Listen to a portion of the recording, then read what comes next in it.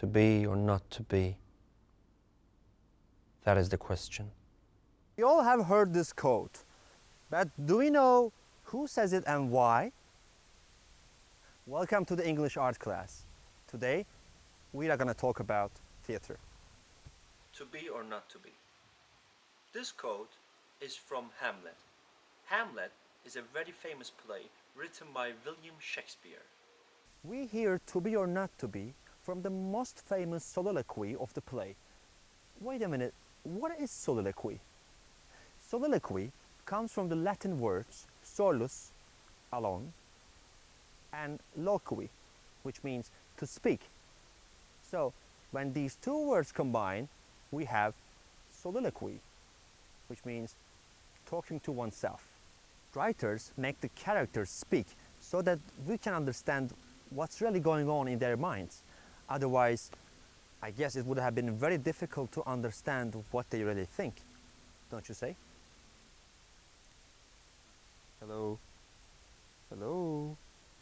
Are you there, mate? Did you pause yourself? I cannot understand you. Oh God, that's so boring. Hamlet is one of the best plays of William Shakespeare. We are not quite sure of exactly when it was written, but we can say it was written sometime between 1599 and 1601. Yes, you heard it right. It was written at the beginning of the 17th century. It has been over 400 years, but every year in every corner of the world, people, professional or amateur, still play Hamlet in many languages. The play is so old that the English language looked a bit different when it was written. But why do you think Hamlet stood the test of time? Why after 400 years people are still talking about it and still watching it? Theater is an artwork, and artworks most of the time are open to interpretations. That means you may not like Hamlet, but you cannot deny that it is very popular to this very day. It is very popular because Hamlet is about love, betrayal, friendship, war, and so many other things. Hamlet is the Prince of Denmark.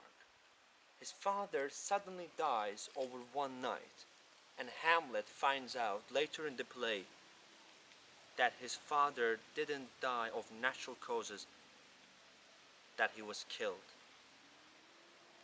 But how does he find that out? His father's ghost tells him so.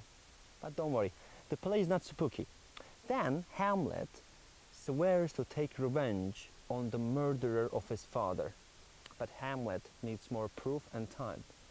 He waits for the perfect moment to take his revenge. During the most of the play, Hamlet tries to act like a crazy man to be less suspicious, because no one can know that he knows the truth. Towards the middle of the play, we see Hamlet talking to himself in an empty room. He acts the famous soliloquy, to be or not to be. Who would bear the whips of time, the abuse from superiors? In this soliloquy, Hamlet deals with notions such as life and death and afterlife. He questions what is awaiting us after life. And the mistreatment good people have to take from bad, when you can just take out your knife and call it quits. Now, the common misconception. I'm sure you have seen Hamlet in a movie or in a picture on internet holding a skull in his hand like this, saying to be or not to be. Well, there is no such thing. Actually, there is a skull in the play and Hamlet holds it in his hand, but that takes place after the soliloquy. In the soliloquy, there is nothing in the room actually. Anyway, that's all for today. In the next class, we are going to talk about the history and origin of theater. I'm sure you're going to enjoy that one too. Anyway, tell us about your favorite theater play. Do you like comedy or tragedy more? Enjoy. Take care. And the actions that should be carried out at once, quickly, turns awry